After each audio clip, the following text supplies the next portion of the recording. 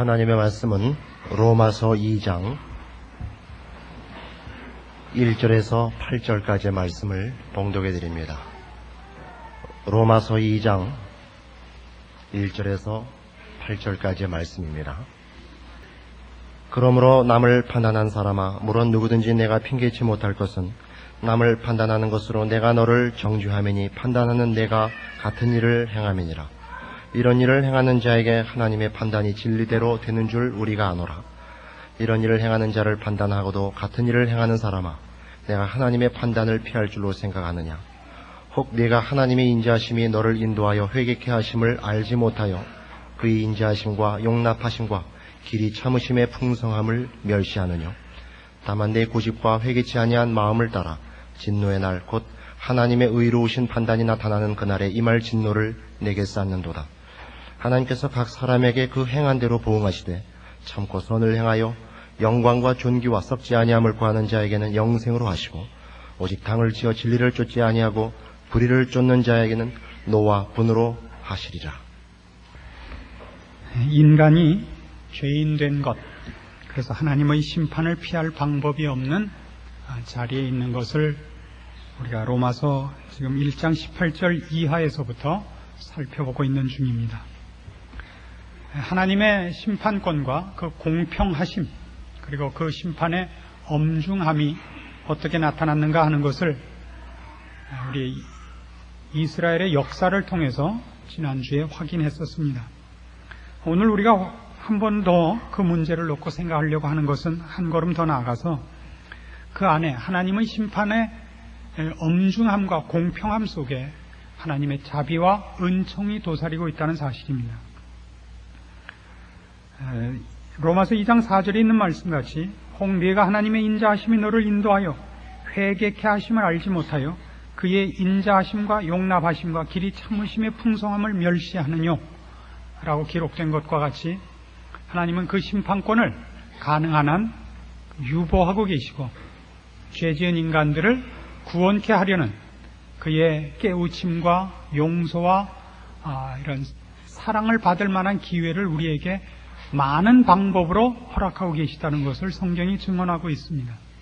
그러나 인간의 죄악된 그 지독함은 이런 하나님의 은혜와 깨우칠 만한 기회들을 오히려 돌이킴으로 반성하고 회개하는 것으로 쓰지 않고 저들의 고집을 더욱 높이는 데 쓰고 있다고 역사와 성경이 증언하고 있습니다. 오늘은 바로 그 문제, 인간들이 어떻게 하나님의 이 두려운 심판을 목도하고, 그리고 하나님이 그 심판권을 가능한 한 유보하사 우리를 사랑과 긍휼로 이렇게 기회를 주심에도 불구하고 고집을 부려 죄를 지으며 또 하나님의 이 인자하심과 자비하심을 멸시하는가 하는 것을 조금 살펴보아서 인간의 그 죄악상을 조금 더 분명히 보려고 하는 것입니다. 지난주에도 보았던 그 유대의 멸망 사건을 다시 한번 봅시다. 역대하 36장입니다. 구약성경 709페이지 역대하 36장 11절 말씀입니다. 열왕기 하에 기록된 유다의 멸망과 역대하에 기록된 유다의 멸망에는 조금의 시각의 차이가 있습니다. 열왕기 하에서 지난 시간에 본 바와 같이 그 마지막 멸망할 때 왕이었던 시드기야가 어떻게 처참한 걸로 그가 잘못한 일에 대한 보응을 받는가 하는 것을 목도했다면, 역대하 36장 11절에서는 조금 다른 시각이 거기 있는 것을 보게 됩니다.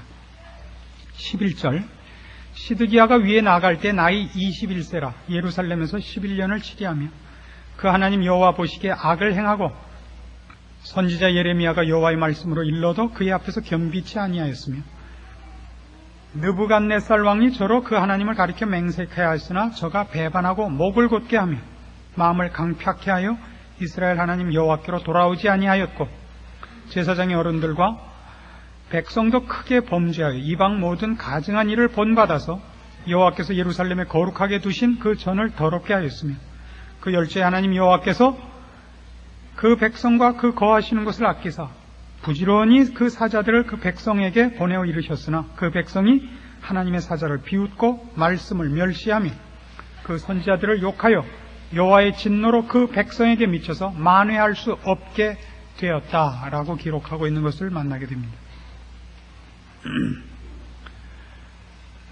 이미 므낫세 왕 때부터 하나님께서 유다 왕조의 멸망을 예언하고 있고 사자들을 보내어 회개를 촉구하고 있지만 그 뒤로 아무도 회개하지 않습니다.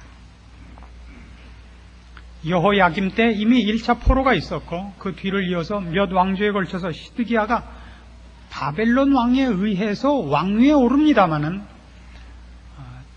자기가 지금 앉아있는 위치가 얼마나 위태로운 것이며 그리고 하나님께서 이미 심판의 칼을 뽑았다는 것을 깨닫지 못하고 고집을 부려 여기 있는 식으로 예레미야가 여호와의 말씀을 전해도 듣지 않고 또 다른 사자들을 아무리 보내도 듣지 않고 왕뿐만 아니라 백성들까지 그 민족 전체가 하나님의 말씀에 경멸과 비웃음과 조롱을 보내다가 급기야 멸망했다 하는 것이 역대하의 기록입니다.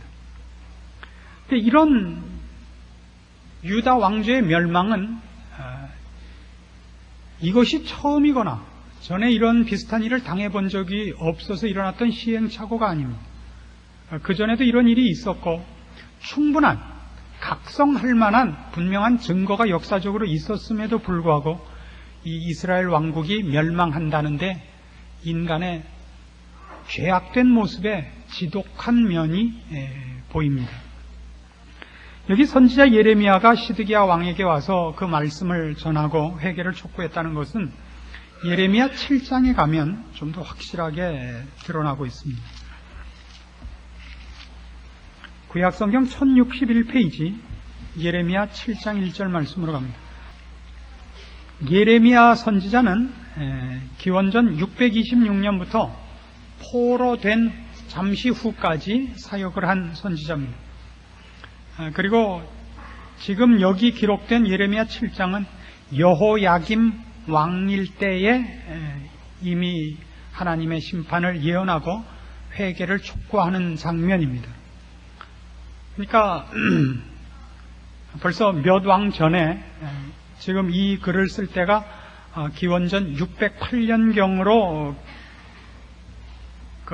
추정이 되고 있고 1차 포로가 여호야김 왕이 왕으로 있던 605년에 일어납니다. 그러니까 한 3년 전에 이 글이 쓰여졌습니다.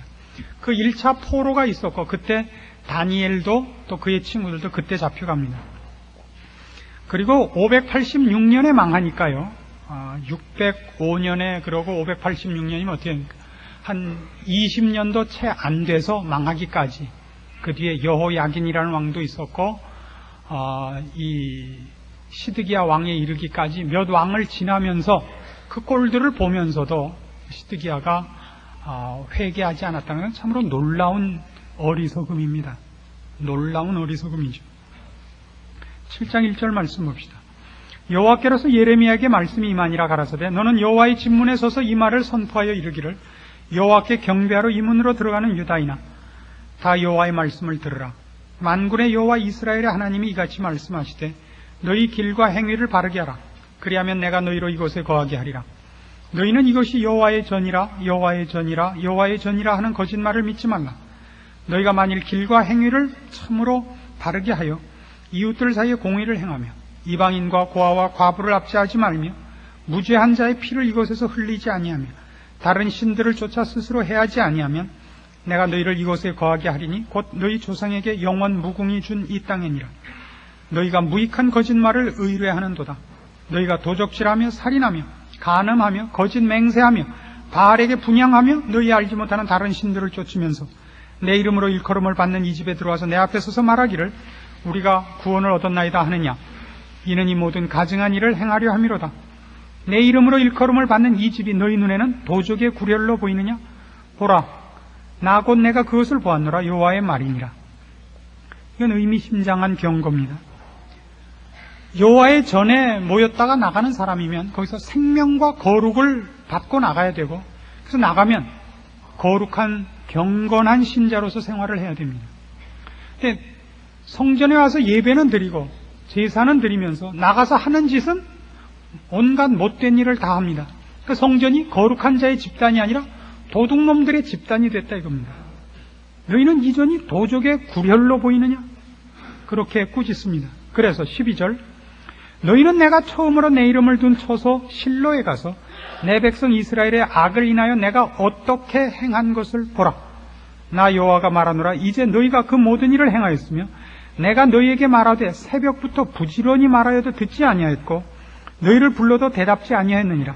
그러므로 내가 실로의 행함같이 너희가 의뢰하는 바 내 이름으로 일컬음을 받는 이 집 곧 너희와 너희 열조에게 준 이곳에 행하겠고 내가 너희 모든 형제 곧 에브라임 온 자손을 쫓아냄같이 내 앞에서 너희를 쫓아내리라 하셨다 하라.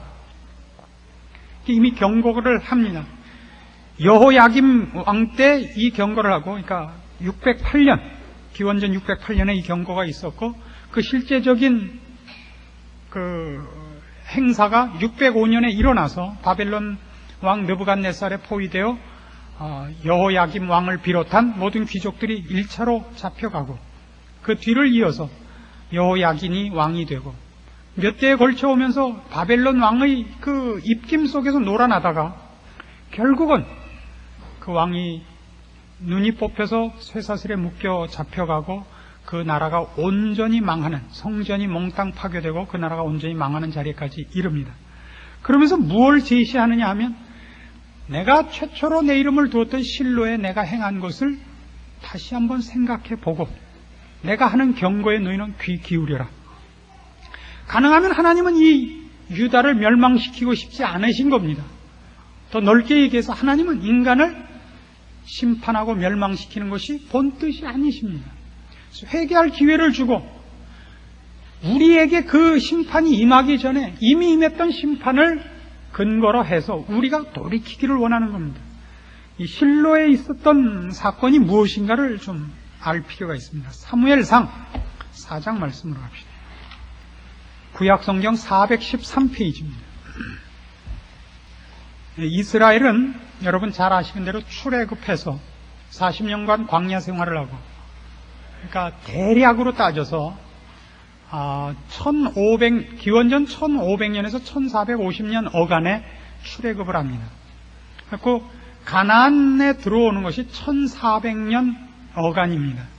그러니까 이스라엘이라는 민족이 가나안 땅에 정착을 하고 그 민족이 시작이 되는 게 1400년 그 앞뒤로인데요. 1400년 경이라고 쳤을 때 왕조가 성립되는 것, 즉 왕이 나와서 왕국으로서의 국가가 형성되는 건 초대왕 사울이 왕이 될 때가 기원전 1050년입니다.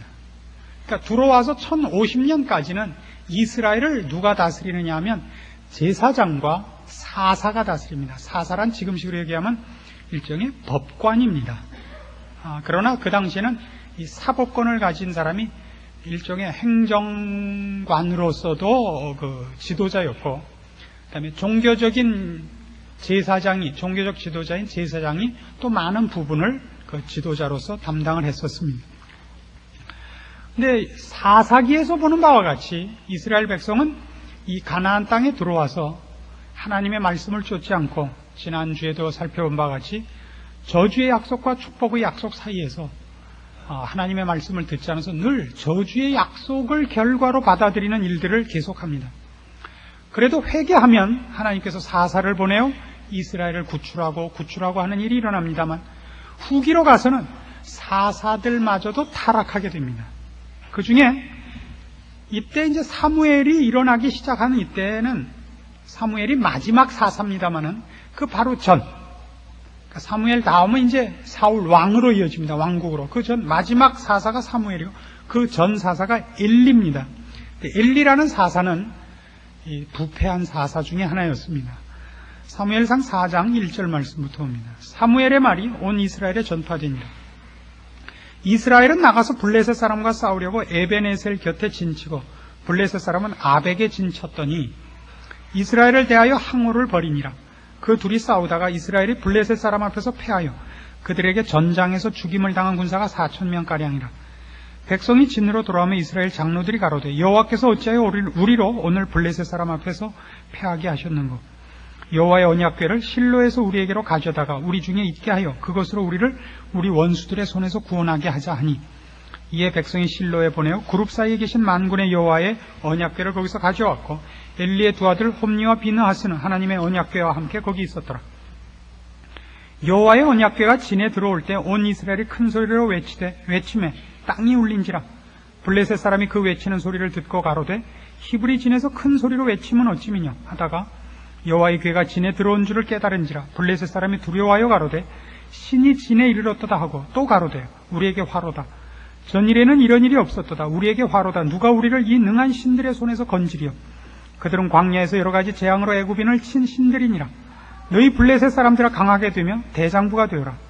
너희가 히브리 사람의 종이 되기를 그들이 너희의 종이 되었던 것 같이 말고 대장부같이 되어 싸우라 하고 블레셋 사람이 쳤더니 이스라엘이 패하여 각기 장막으로 도망하였고 살육이 힘이 커서 이스라엘 보병에 엎드러진 자가 3만이었으며 하나님의 궤는 빼앗겼고 엘리의 두 아들 홈니와 비느하스는 죽임을 당하였더라. 이 가나안 땅에 있었던 원주민들과 이스라엘과의 이제 그 대적 관계가 자주 일어나는데 가장 큰 대적이 블레셋입니다. 블레셋이란 이름으로는 여러분이 익숙치 않겠습니다만 이게 바로 팔레스타인입니다. 그러니까 지금 팔레스타인 플로 해방기구 이렇게 한 아라파트를 의장으로 한 그 민족이 바로 이 블레셋의 후예입니다. 그 땅 이름을 팔레스타인이라고 한 이유이기도 합니다. 이 블레셋 사람과 이스라엘 사람 사이에 가장 큰 적대 관계가 있었고 이때도 이제 전쟁 중인데 이 전쟁이 일어나는 것, 즉 블레셋이 강성해져서 이스라엘을 못 살게 구는 건 언제나 이스라엘이 하나님을 배반했을 때입니다. 이 전쟁에서 4,000명이 죽자 우리가 하나님을 모시고 살고 하나님께 제사를 드리고 하나님이 우리를 애굽에서 구해낸 신인데 우리가 진리가 있느냐, 이건 분명히 우리가 뭔가 잘못한 탓이다 그래갖고 회개를 하는 것이 아니라 이스라엘이 출애굽하면서 만들었던, 이동 중에 만들었던 성막, 하나님을 모신 성막을 이 땅에 들어선 실로라는 도시에다가 그 성막을 치고 있었습니다.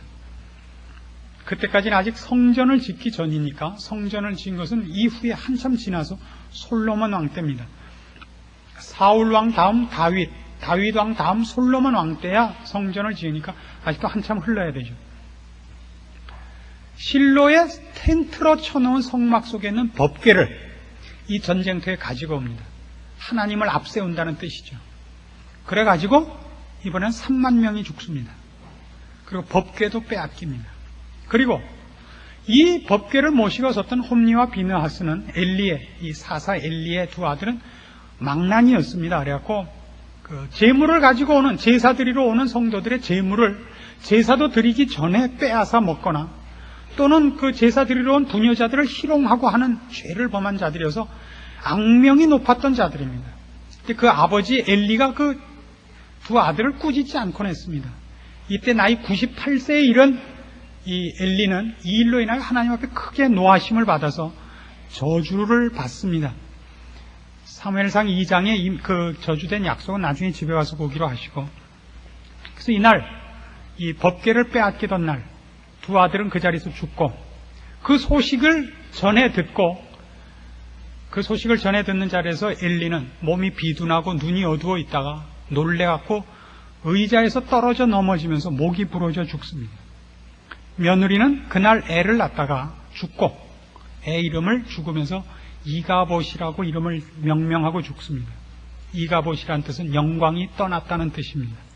그 저주가 이스라엘 백성과 그 가문에 일어난 것을 생생히 보여주는 사건이 예레미야 7장에 기록된 하나님께서 내가 실로에 행한 일을 기억하라 하는 내용의 골자들입니다. 이 경험을 이스라엘 백성이 하고 있었던 것입니다. 이건 유명한 사건입니다. 법궤를 빼앗겼다는 건 대단한 것입니다. 말하자면 하나님께서 법궤를 빼앗기도록 놓아두셨다는 것은 하나님이 이스라엘 백성을 위하여 아무 일도 하지 않기로 했다는 상징적인 표현입니다. 똑같이 이제 이스라엘 백성을 하나님이 버려서 성전이 회파되는 지경까지 이르게 되는 것입니다.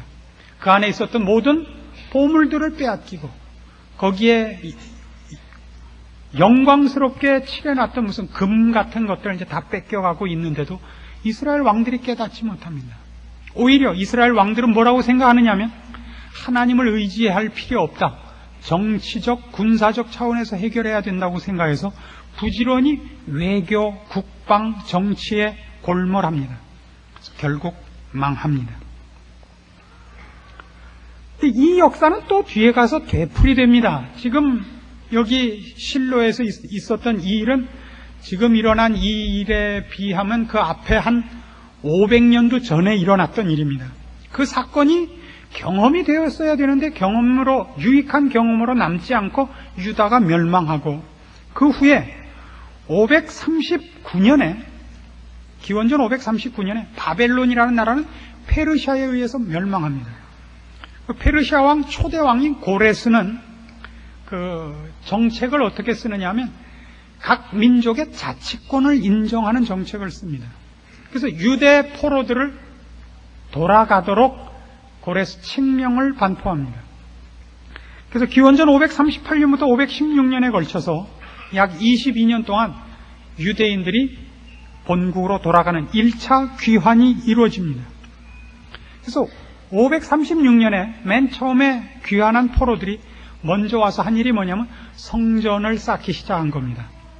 파괴된 성전을 쌓기 시작해서 성전의 기초를 완성합니다. 그러나 주변 국가들의 반대로 모함에 걸려서 이것이 방해를 받아서 쭉 연기되다가 522년에 이르러 당시 페르시아 왕 다리오에 의하여 다시 허가를 받아 520년에 성전을 재건합니다.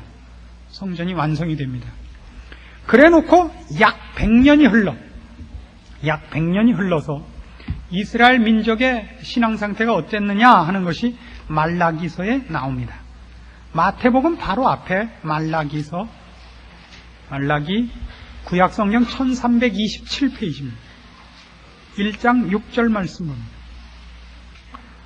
말라기 1장 6절입니다. 내 이름을 멸시하는 제사장들아, 나 만군의 여호와가 너희에게 이르기를 아들은 그 아비를, 종은 그 주인을 공경하나니 내가 아비일진데 나를 공경함이 어디 있느냐, 내가 주인일진데 나를 두려워함이 어디 있느냐 하나 너희는 이르기를 우리가 어떻게 주의 이름을 멸시하였나이까 하는도다. 너희가 더러운 떡을 나의 단에 드리고도 말하기를 우리가 어떻게 주를 더럽게 하였나이까 하는도다. 이는 너희가 주의 상은 경멸히 여길 것이라 말함을 인함이라. 만군의 여호와가 이르노라 너희가 눈먼 희생으로 드리는 것이 어찌 악하지 아니하며 저는 것 병든 것으로 드리는 것이 어찌 악하지 아니하냐. 이제 그것을 너희 총독에게 드려보라. 그가 너를 기뻐하겠느냐 너를 간합하겠느냐. 만군의 여호와가 이르노라 너희는 나 하나님께 은혜를 구하기를 우리를 긍휼히 여기소서 하여 보라. 너희가 이같이 행하였으니 내가 너희 중 하나인들 받겠느냐. 만군의 여호와가 이르노라 너희가 내 단 위에 헛되이 불사르지 못하게 하기 위하여 너희 중에 성전문을 닫을 자가 있었으면 좋겠도다. 내가 너희를 기뻐하지 아니하며 너희 손으로 드리는 것을 받지도 아니하리라. 이 성전을 재건하고 100년도 흐르기 전, 이때가 기원전 430년경입니다. 이때 이스라엘 백성의 신앙 상태가 이 꼴이었다 그럽니다. 제사장들마저도 하나님을 멸시하고 성의 없는 제사를 그저 하나의 요식 행위로 치르고 있는 상태로까지 전락하게 됩니다. 왜 이렇게 되었는가? 그 역사적인 배경은 이렇습니다. 이스라엘 백성은 자기네들이 하나님을 섬기고 있고, 즉 하나님을 섬긴다는 것이 하나의 의식을 행하고 있는 것으로서 자기네들은 만사 형통하다고 믿고 있는 겁니다. 하나님만을 따르질 않습니다. 가나안 땅을 줄 때 약속했던 것, 너희는 거기 사는 족속같이 하지 마라. 내 말을 들어라. 하나님 말씀을 듣고 사는 행위는 없고 착하게 살라는 뜻이 아닙니다. 도덕과 윤리가 아니라 하나님의 존재를 인정하고 하나님에 의해서 그의 인생관이나 가치관이 좌우되지 않고 자기가 하고 싶은 대로 살면서 종교적 행위는 유지하고 있단 말이죠. 그래서 무슨 일이 생기면 종교적 행위를 방법론으로 써먹어요. 자기 욕심을 채우기 위하여. 그래서 실패했던 게 아까 얘기한 실로 사건입니다. 블레셋에게 법궤를 뺏겼던 사건이고, 그리고 이제 유다 왕조가 멸망한 사건입니다. 내가 필요한 것 하나도 도와주지 않는 하나님 무슨 소용이 있느냐라고 외면하고 완전히 정치적, 군사적으로 몰두해버렸다가 멸망한 것이 유다 왕국의 멸망입니다. 그리고 돌아와서는 이제 정신을 차리고 종교적인 회개와 각성이 일어나서 성전을 재개하고 종교적인 개혁이 일어났습니다만 그것도 나중에 유야무야 됩니다. 왜냐하면 하나님을 섬기는 것이 세상의 욕심을 하나도 채워주는 것이 없단 말이죠. 이것이 가장 큰 병입니다. 신자들에게나 불신자들에게나. 그래서 하나님을 섬기는 것이 시들해지기 시작합니다. 하나님께 갖다 바치는 제사, 예배가 진심을 잃어버리게 되고 정성이 없어지게 됩니다. 다른 말로 해서 세상을 살고 세상을 사는 방법에 대해서 더 많은 유혹과 더 많은 마음이 기울어져 있는 것을 말합니다. 그건 다르게 얘기하자면 하나님의 존재와 하나님의 엄위하심을 놓치는 것이죠. 그것이야말로 바로 하나님을 경멸하는 것입니다. 하나님이 우리를 가능한 한 돌이키게 하고 벌받지 않게 하려고 기다리고 계시는 그 시간을 우리는 우리의 욕심을 채우는 시간으로 쓰고 하나님이 우리를 돌이키기를 원하는 시간을 우리는 오히려 하나님이 싫어하는 쪽에다 더 많이 투자하고 또 욕심내어 달려가는 시간으로 삼고 있는 것입니다. 하나님 뭐라고 한탄하셨다고요? 여기 10절에 있는 말씀같이 너희가 내 단 위에 헛되이 불사르지 못하게 하기 위하여 너희 중에 성전문을 닫을 자가 있었으면 좋겠다. 그래서 이 일이 역사적으로 실제로 일어납니다. 잘 아시다시피 바벨론 후에 일어난 나라가 페르시아였고 그 뒤를 알렉산더 대왕이 휩쓸었던 그리스가 세계를 제패합니다. 그리고 알렉산더가 죽자 그 휘하에 힘이 있었던 네 장군이 헬라가 평정했던 소아시아와 이집트와 그리스의 전 그 지역을 넷으로 등분해서 통치를 하게 되는데 그 중에 이 팔레스타인과 시리아를 통치했던 그 왕조 중에 그 통치자 중에 안티오코스 에피파네스라는 장군이 있습니다. 나중에 알렉산더 뒤를 잇은 이 네 통치자들, 네 나라를 분할한 이 네 왕국 간에 분쟁이 일어나게 되고 이 조그만 약소국가인 이스라엘은 이쪽에 붙었다 저쪽에 붙었다 해서 목숨을 연명합니다. 그러다 이 시리아 쪽을 지배했던 쪽을 붙었을 때도 있고 이집트 쪽의 권세를 가진 자에게 붙었던 때도 있었는데 결국 나중에 그게 화근이 돼요. 이 시리아와 팔레스타인을 다스렸던 이 안티오코스 에피파네스에 의하여 나중에 이스라엘이 침략을 당하는데 그때 아주 수치스러운 일을 당합니다. 이 민족을 완전히 말살하기 위해서 이 안티오코스 에피파네스가 성전에 못된 짓을 합니다. 성전을 다 없애지는 않습니다만은 이렇게 좀 회방을 놓고 그 성전 안에다가 자기의 두상을 만들어서 걸어놓고 거기다 제사를 지내게 합니다. 그리고 어린 양의 피로 지내던 제사를 이스라엘 민족이 가장 싫어하는 돼지 피로 제사를 지내도록 강요합니다. 그래서 그 가증한 것들, 미운 물건들이 그 성전 안에 가득하게 됩니다. 그리고 스스로를 그래서 안티오코스 에피파네스라는 겁니다. 그래서 안티오코스는 그의 이름이고 에피파네스는 신의 현현이라는 뜻입니다. 자기가 신이라는 말이죠. 그래서 나중에 이것이 이제 기원전 167년에 일어난 일인데요. 이 장군이 죽고 이스라엘이 다시 국권을 회복한 다음에 이스라엘 민족이 하도 그때 일이 치욕스럽기 때문에 이 안티오코스 에피파네스를 미워해서 안티오코스 에피파네스를 안티오코스 에피마네스라고 부릅니다. 에피파네스와 에피마네스는 상당한 그 뜻의 차이를 가지고 있습니다. 에피파네스가 신의 현현이라는 뜻인데 에피마네스는 미친놈이라는 뜻입니다. 그러나 여러분 생각해 보십시오.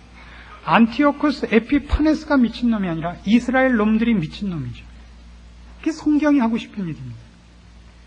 안티오코스 에피파네스가 와서 성전을 회파하고 하나님의 이름에 모욕을 가한 것은 하나님이 모욕을 당한 것이 아니라 하나님이 그토록 사랑했던 백성이 돌이키지 않기 때문에 매를 들 수밖에 없어서 일어난 일 아닙니까? 에피파네스를 욕할 것이 아니라 자기들을 욕했어야죠. 하나님을 원망할 것이 아니라 자기네들의 죄악된 성품을 슬퍼했어야 옳지 않습니까? 이게 구약 역사입니다. 그리고 그것은 더 넓게 인간 모두의 본성이요, 현실입니다. 우리를 포함한 인간들의 죄성의 그 지독스러운 미련함과 어리석음을 이것보다 더 잘 나타내는 것은 없습니다. 그래서 언젠가도 말씀드린 것 같이 구약은 그런 의미에서 다른 여러분이 종교적인 어떤 교훈이나 종교적인 멋진 말을 기대를 하시면 구약에서 아무것도 얻어내지 못하고 신약에서도 마찬가지입니다. 성경은 오히려 사실을 지적하고 있습니다. 이거보다 더 인간과 역사에 대해서 더 정확한 책은 없습니다. 인간이 무엇인가, 죄가 무엇인가, 인간이 얼마나 어리석은가를 이것보다 더 잘 알고 있는 책은 없습니다. 왜요? 하나님이 우리를 만드셨고 우리가 하나님을 배반한 자이기 때문입니다. 베드로후서 3장에 가시면 그래서 이걸 구약적으로만 얘기할 것이 아니라 인류 모두를 통틀어서 이렇게 얘기할 수 있습니다. 신약성경 386페이지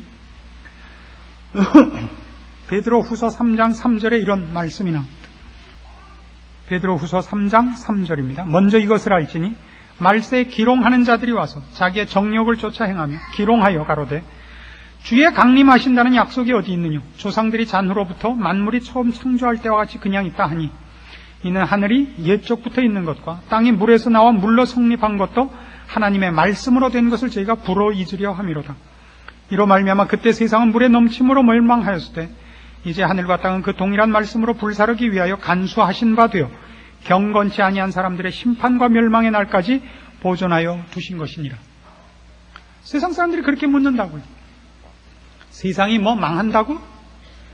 언제 망했느냐? 몇만 년 전부터 인류가 있어온 이래로 한 번도 세상이 망한 적이 어디 있냐? 물론 전쟁도 있고 기근도 있고 지진도 있고 태풍도 있었다. 세상은 망하지 않더라. 이게 영원히 갈 것이다 라고 할 것이다. 그러나 기억하라. 옛날 노아 홍수를 기억하라. 우리 더 많이 기억해야 됩니다. 소돔 고모라를 기억해야 됩니다. 실로에 행한 하나님의 역사를 우리가 알고 있고 유다의 멸망을 알고 있고 안티오쿠스 에피파네스에 의한 성전의 모독을 우리가 알고 있습니다. 아니, 더 넓게 역사를 보십시오. 나폴레옹의 종말을, 히틀러의 종말을, 알렉산더와 징기스칸의 종말을, 어떤 나라든 악하게 살았던 나라의 종말을 우리가 압니다. 바벨론과 페르시아의 끝을 보았고 그리스와 로마의 끝을 보았습니다. 대일본 제국의 종말을 우리 눈으로 보았고 공산주의의 종말을 우리가 우리 눈으로 보고 있습니다. 하나님은 의로우신 하나님입니다. 8절 말씀 계속해서 옵니다. 사랑하는 자들아, 주께는 하루가 1000년 같고 1000년이 하루 같은 이 한 가지를 잊지 말라. 주의 약속은 어떤 이에 더디다고 생각하는 것 같이 더딘 것이 아니라 오직 너희를 대하여 오래 참으사 아무도 멸망치 않고 다 회개하기에 이르기를 원하시느니라. 하나님은 이 세상 역사를 끝맺힐 날을 준비하고 계십니다. 작정하고 계십니다. 그리고 우리가 영원히 멸망치 않기 위하여 중간중간 우리로 하여금 보고 깨달을 만한 사건들과 일들을 경험케 하여 우리가 돌이키기를 원하고 계십니다. 근데 우리는 그 일이 나에게 일어나지 않는 것을 인하여 오히려 하나님을 비웃고 하나님의 길이 참으심과 자비하심을 악용하고 있습니다. 이것이 인간의 진정한 모습입니다. 이걸 앞에 있었던 말씀식으로 5절에 있는 것 같이 하늘이 옛적부터 있는 것과 땅이 물에서 나와 물로 성립한 것도 하나님의 말씀으로 된 것을 저희가 불어 잊으려 한다고. 일부러, 고의로 말이죠. 고의로. 이것이 세상 사람들의 죄성입니다. 그리고 우리도 가능하면 어떻게 하기를 원하느냐 하면 하나님의 경고와 하나님의 말씀을 몰랐으면 좋겠다는 쪽을 선택합니다. 그래서 여러분이 설교를 들으러 교회에 오시면 잘한다 그러는 설교를 여러분들이 기대하고 오는 법입니다.